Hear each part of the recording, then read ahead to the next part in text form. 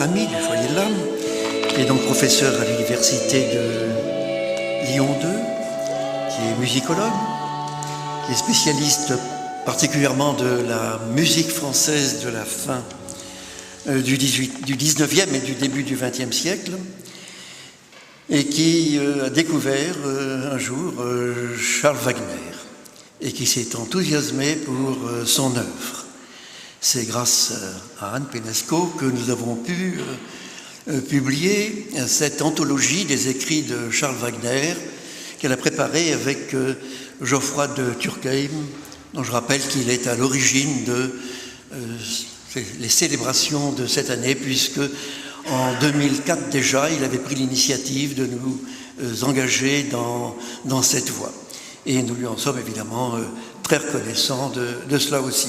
Il est à l'origine de l'idée de l'anthologie. Et il est à l'origine de la thématique de l'anthologie. Voilà donc Charles Wagner et ses livres. Anne, je te cède la parole. Merci. Je prends le micro parce que je vais une voix très forte. Nous commencerons par quelques éléments de bibliographie.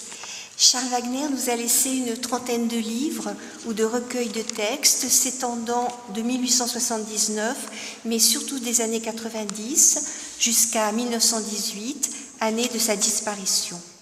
En voici quelques-uns, parfois déjà cités aujourd'hui, que je vous redonne par ordre chronologique. Justice, jeunesse, vaillance, ouvrage honoré d'une souscription du ministère de l'Instruction publique, La vie simple dont nous reparlerons, Le long du chemin, l'Évangile et la vie, Sois un homme, L'âme des choses, L'ami, et un ouvrage posthume devant le témoin invisible, publié en 1933 par sa famille. Les recueils sont constitués de ce que Charles Wagner nomme sermons, discours religieux, causeries scolaires et contes pour enfants. L'on possède aussi un très grand nombre de brochures, courtes mais denses, reprenant certaines prédications ou allocutions qui ont fait immédiatement l'objet d'une publication. Outre les textes liés à son ministère pastoral, d'autres s'intéressent à la morale laïque et aux problèmes de société. Des institutions et associations parmi les plus importantes de l'époque l'invitent à prendre la parole et nous avons la chance d'en conserver les traces écrites, parfois dans des recueils collectifs où les pages signées de Charles Wagner voisinent avec d'autres grands noms de l'histoire du protestantisme ou de la vie intellectuelle. Mentionnons également, encore une fois, le volume Libre pensée et protestantisme libéral, réunissant une correspondance entre Charles Wagner et Ferdinand Buisson, datant de 1903, réédité en 1992 sous le titre « Sommes-nous tous des libres croyants ». La majeure partie des écrits de Charles Wagner est alors publiée par Fischbacher, qui enchaîne les rééditions. On n'insistera jamais assez sur le rayonnement de la personnalité de Charles Wagner et sur la large diffusion assurée à ses idées par la publication de ses textes. Les dates des rééditions successives nous montrent que beaucoup de tirages sont très rapidement épuisés. Publié en 1892, Jeunesse, couronné par l'Académie française, on est à sa 35e réédition 36 ans plus tard. C'est ce que nous appellerions aujourd'hui un best-seller, et c'est en fait beaucoup mieux, puisque ce livre nourrit des générations entières. Best-seller alors, de même que La vie simple, publié en 1895 et parvenant en 1947 à sa 26e réédition en français. Ces lecteurs, on le sait, pourraient former une tour de Babel grâce aux traductions très nombreuses qui vont de l'anglais ou de l'espagnol à l'arménien, du tchèque à l'espéranto. Le rythme des rééditions va hélas se ralentir et presque cesser durant la seconde moitié du XXe siècle. Notons cependant ces dernières années 2 rééditions successives de La vie simple aux États-Unis, ainsi qu'une série de 7 brochures thématiques reprenant chacune un aspect particulier de cet ouvrage. J'espère que l'anthologie que nous avons publiée contribuera à la redécouverte des écrits de Charles Wagner. Je signale aussi que Théolib vient de rééditer en partenariat avec les éditions Ampélos l'Évangile et la vie, qui doit être notamment suivi de l'Ami. Je conclurai ce bref aperçu. J'ai une bibliographie que je donnerai par écrit parce que un petit peu difficile à présenter oralement, mais je signalerai également que la Bibliothèque nationale de France propose sur le site de sa bibliothèque numérique Gallica 3 ouvrages de Charles Wagner que l'on peut donc télécharger chez soi sur son ordinateur. Il s'agit de Genèse vers le cœur de l'Amérique et Libre pensée et protestantisme libéral. Il est intéressant de se pencher sur les rapports étroits et féconds que Charles Wagner tisse entre l'écriture et l'oralité. Dans sa très belle biographie, son gendre, le pasteur Alfred Vautier des Galliers, un homme, le pasteur Charles Wagner, nous dit que les livres de Charles Wagner sont jaillis de la vie, le plus souvent prêchés avant d'être écrits. Mais il observe aussi le long travail de préparation qui précède chaque prédication ou chaque discours, lesquels trouvent leur fondement dans des lectures, des méditations, dans une expérience approfondie du divin et de l'humain. Un support écrit, souvent entièrement rédigé, accompagne la parole, qui toutefois n'en est jamais prisonnière, laissant la place à l'inspiration du moment.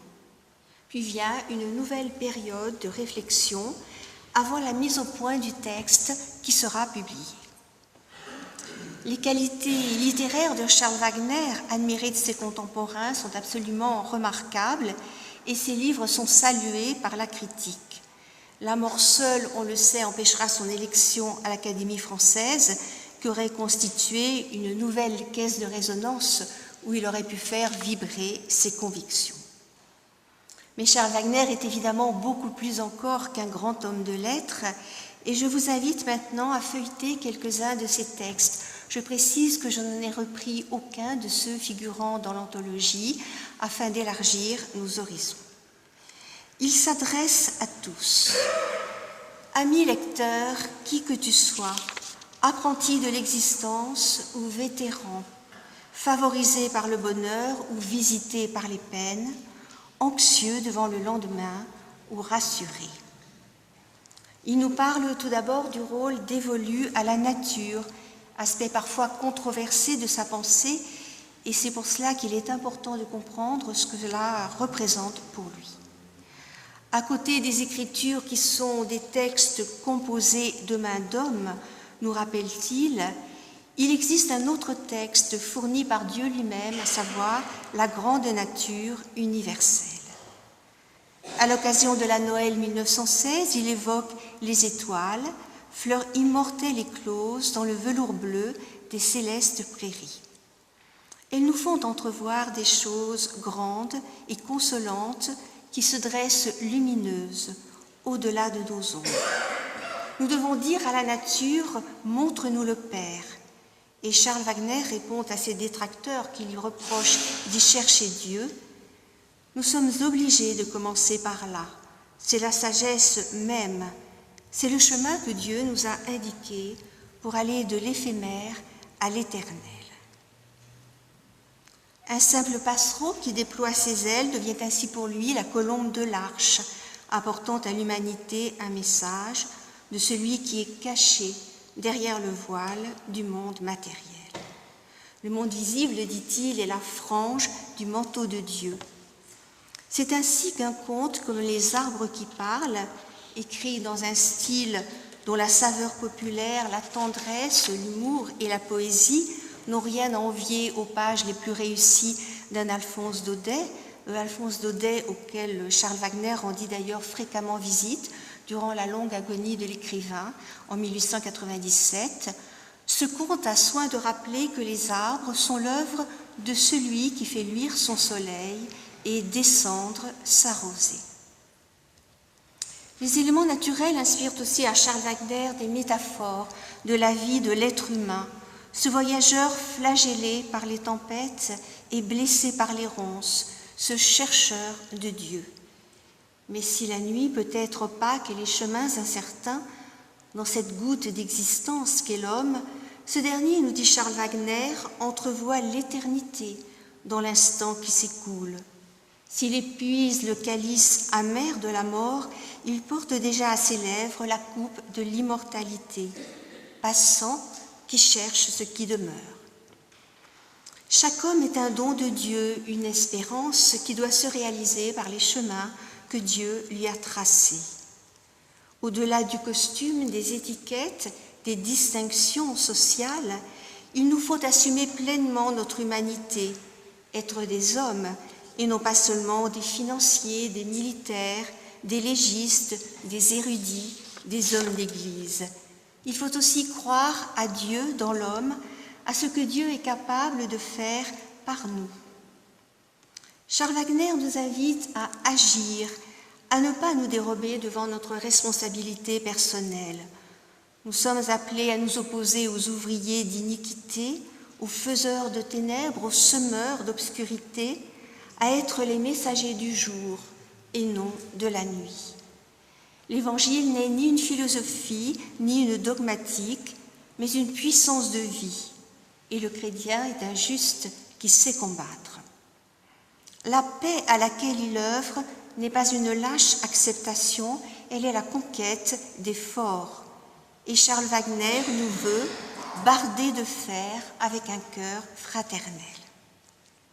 Membres de l'humanité et enfants de la grande famille, nous refuserons d'être comme ces distraits qui passent sans voir la douleur humaine, comme ces spectateurs assis ou oisifs devant un drame, et qui, face aux blessés de la vie, déclarent que cela ne les regarde pas. Nous ne commettrons pas le crime d'oubli de l'humanité. Nous serons attentifs aux signes de détresse. Nous nous ferons messagers de justice pour défendre ceux qui sont fustigés par l'injustice. Pour inspirer nos actions, nous éviter le désarroi et la famine spirituelle, nous avons besoin de provisions intérieures. Allons aux sources où nous pouvons nous abreuver et nous fortifier. Retrouvons les vérités essentielles. Aux splendeurs inconnues de l'Évangile oublié, s'exclame Charles Wagner, qui recommande de ne pas priver les enfants de la lecture des 2 testaments. C'est de la vérité d'âme, éternelle, et les petites minuties de nos ergoteurs, à côté de cette splendeur toujours jaillissante, sont du sable stérile. N'hésitons pas à recourir à tout ce qui soutient, relève, console, apaise et rend meilleur. Écoutons encore cette description que nous trouvons dans Justice. Comme la voix qui appelle au sein des nuits à travers les sentiers des forêts l'enfant qui s'est égaré, ainsi l'Évangile appelle l'homme. Sans rumeur couvre son appel, mais il recommence toujours. Il emprunte les tendresses caressantes des voix maternelles murmurant autour des berceaux et sait, quand l'heure le demande, éclater avec la puissance du tonnerre. Tantôt il paraît venir du fond de l'immensité, comme le salut attendu par tout ce qui respire, la réponse à nos cris, à ce pourquoi sans fin qui plane sur nos vies. Tantôt il semble monter des profondeurs de notre être, mystérieux et familier pourtant, comme un vieux chant oublié dès l'enfance qui s'éveille sur le tard au cœur du vieillard. Humain dans toutes ses fibres et pour cela même divin, l'Évangile dès le début ne s'identifie avec aucune forme particulière. C'est sur le même thème une richesse prodigieuse de variations. Pour arriver à dire la même chose à tant d'êtres différents par leurs besoins, leurs origines, leur éducation, leur race, l'Évangile parle toutes les langues et se fait tout à tous. Et dénonçant la déchirure qui scinde l'étoffe indivise de l'humanité, Charles Wagner nous invite à puiser la sève par 2 racines, l'amour de Dieu et l'amour du prochain. Paix sur toi, voyageur, et que l'invisible compagnon qui marche sur toutes les routes soit ton guide. Charles Wagner insiste sur l'humanité de Dieu, sur sa traduction humaine. Avec Jésus-Christ, nous ne sommes en présence ni d'un philosophe fécond en préceptes, ni d'une divinité sereine et heureuse, mais d'un homme de douleur qui a passé par nos peines et nos langueurs, par nos tentations et nos contradictions, et qui a vaincu. L'endroit du monde où Dieu est plus près de nous, c'est une âme d'homme animée par son esprit. Pour Dieu, descendre jusqu'à nous n'est pas s'abaisser, c'est une grandeur de plus. Lui seul peut à la fois habiter la lumière inaccessible et se tenir près des cœurs froissés. Ce Dieu humain, cette humanité divine, nous invite à choisir la vie cachée et utile, à rejeter l'âpre désir de dominer, de pénétrer brutalement dans le sanctuaire des consciences, à refuser d'avoir raison tout seul.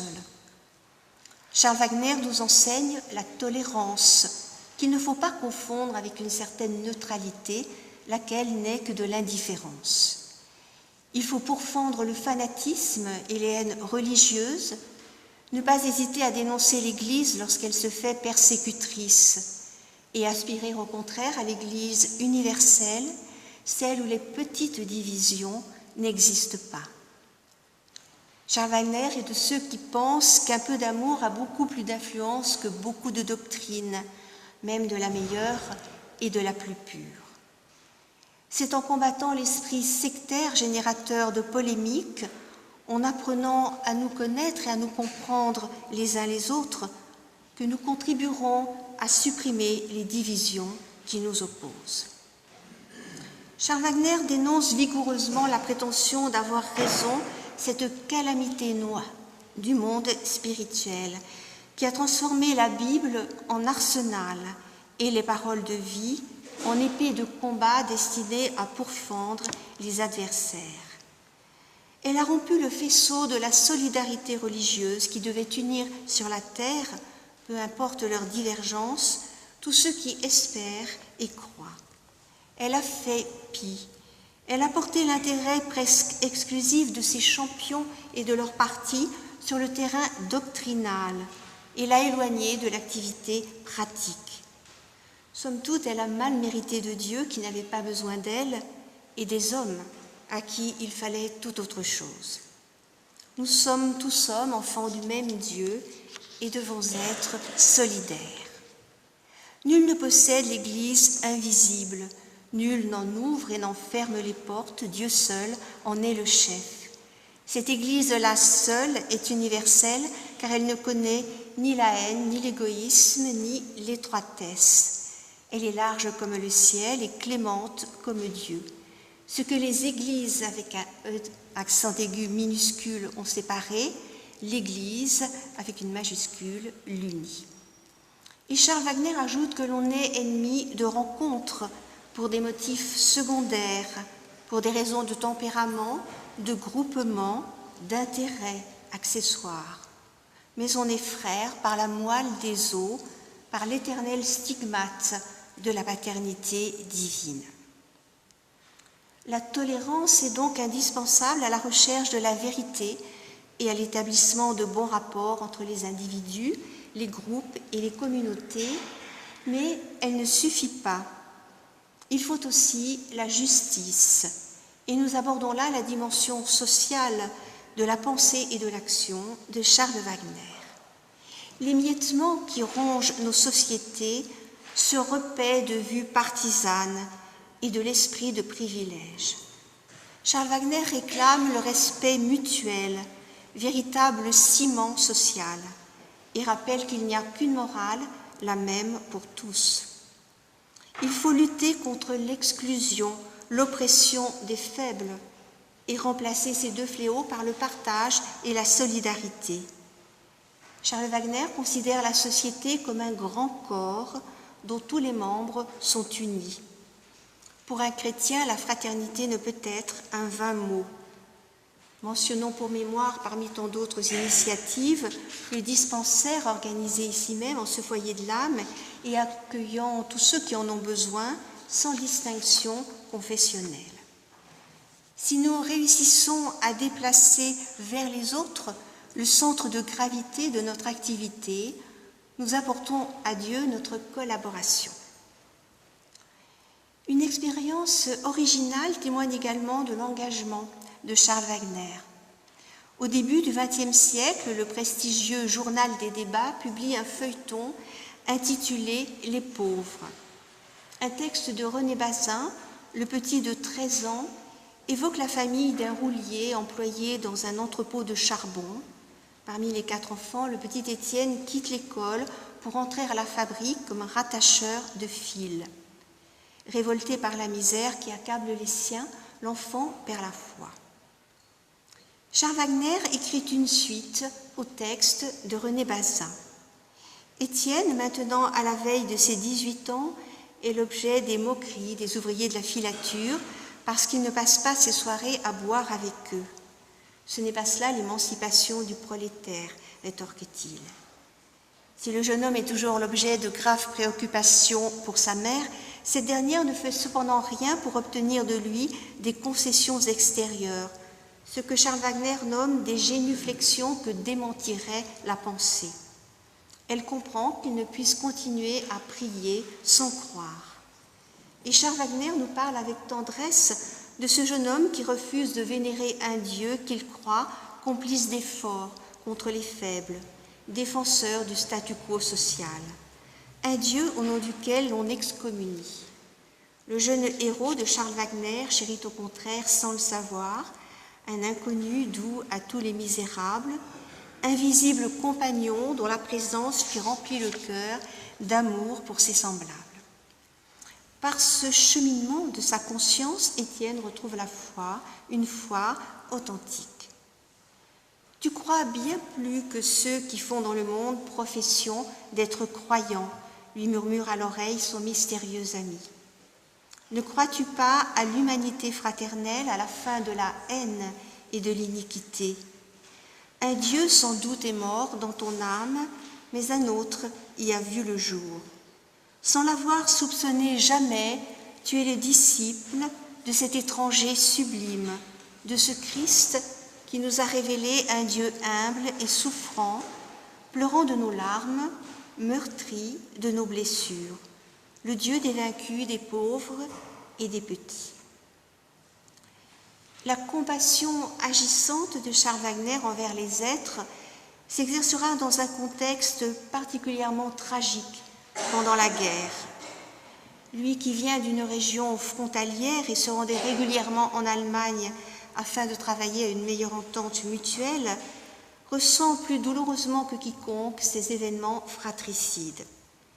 Il décrit l'horreur que lui inspirent ces millions de fusils, cette force bestiale qui s'inscrit en traits de sang et de feu dans l'histoire contemporaine. Des souffrances surhumaines se sont abattues sur nos épaules. Les ruines, les deuils, le spectacle des atrocités commises s'ajoutent les uns aux autres et forment un ensemble terrifiant.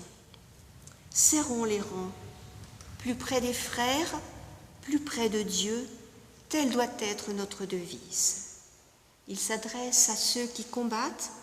Toi, soldat, qui que tu sois, sur le front ou en repos, valide ou blessé, et leur apporte son soutien. Dans une page émouvante, il s'adresse aux sapins des Vosges. Quand le vent murmure à travers vos branches, vous dites des berceuses à nos fils endormis à votre ombre, et vous secouez sur leurs tertres des larmes de rosée. Vous êtes devenus par le baptême du feu et le dépôt sacré des tombes blotties entre vos racines, un temple où nous irons nous agenouiller. L'on publie le discours qu'il fait au grand amphithéâtre de la Sorbonne le 19 novembre 1916, discours intitulé « La guerre et l'enfant », dans lequel il avoue partager la détresse de tous en pensant à l'orphelin, cette toute petite victime de la guerre monstrueuse, et à ces minuscules cadavres qui jonchent le sol de la patrie. Que jamais dans l'avenir, en des temps plus calmes, le tentateur ne puisse vous souffler. Après tout, c'était la guerre. Non, ce n'est pas la guerre, c'est le crime. Et dans une prédication prononcée aux obsèques de l'une de ses petites paroissiennes, la toute jeune Andrée d'Orange, carbonisée par un engin meurtrier, il crie son indignation à ceux qu'il nomme des tueurs d'enfants. De par les petits-enfants assassinés, de par les berceaux et de par les tombes, nous devons nous souvenir. Comme il l'écrit ailleurs, ce que nous avons dès longtemps affiché aux portes de ce temple, ici l'on prêche l'humanité, et que nous avons toujours essayé de pratiquer en temps de paix, maintenant nous nous transformons en consigne en ce temps de guerre. Puis il rappelle l'espérance chrétienne. La mort n'est pas le néant. Il souligne que les vivants et les morts sont au même maître. Le savoir, dit-il, est dans ces jours terribles le soutien le plus efficace. Et il oppose l'aujourd'hui éphémère, caduc, à l'aujourd'hui permanent. Ceux qui sont morts deviennent nos compagnons invisibles. Ne laissez pas votre cœur vous dire, au nom de je ne sais quelle science, que les morts, ce sont des atomes qui sont retournés d'une certaine façon par ici ou par là. Vous n'êtes pas des pierres, vous n'êtes pas des métaux ou des minéraux ou des gaz. Vous n'avez pas besoin de cette opinion qui serait juste bonne pour tout ce que l'on met dans les bocaux d'un pharmacien. Vous comprendrez peu à peu que les yeux que l'on ferme voient encore, que ceux qui sont partis sont des vivants. Vous saisirez la vie éternelle à travers la substance pauvre et passagère de la vie dans laquelle nous sommes. La vie humaine est une pauvre étoffe friable, déchirable, à la merci des vents, à la merci de toutes les puissances de destruction. Mais celui qui a vraiment le souci d'être un homme, qui est fidèle dans les petites choses, reçoit de Dieu le secret de tisser des fleurs immortelles sur la trame passagère et mortelle. Et celui-là sent à certains moments passer dans son cœur et devant ses yeux le cortège de toutes les puissances libératrices par lesquelles nous sommes plus que vainqueurs et par lesquelles, même vaincus, même abattus, nous entendons une voix au fond de notre cœur qui nous dit « Ne crains rien, petit troupeau, ne crains rien, vermisseau, car il a plu à votre Père de vous donner le royaume. » Pour les enfants qui restent, il écrit des contes de Noël en temps de guerre. Vous devez trouver que ces deux mots, Noël et guerre, hurlent de se voir accouplés. Noël, c'est du sourire, la guerre, c'est du tonnerre. Mais quand les nuits s'épaississent, augmentons les lumières, opposons des puissances secourables aux puissances fatales et démoralisatrices. Noël est un fruit merveilleux cultivé sur les sillons tourmentés de la douleur humaine, un beau fruit d'espérance, de tendresse et de consolation, qui donc, plus que nous, mériterait que Noël lui sourie. Et il délivre un message d'espoir. Dieu qui fit le printemps et la jeunesse n'a pas allumé les soleils au-dessus de nos têtes et la conscience au fond de nos cœurs afin de faire de nous les vaincus tremblants du mal organisateur de ruines. Notre espérance luit par-delà le dur présent, comme les étoiles brillent au-dessus des nocturnes brouillards. Tout au long de ces pages que nous venons de relire ensemble circulent des paroles toujours efficientes que l'Écriture nous transmet encore palpitantes de vie.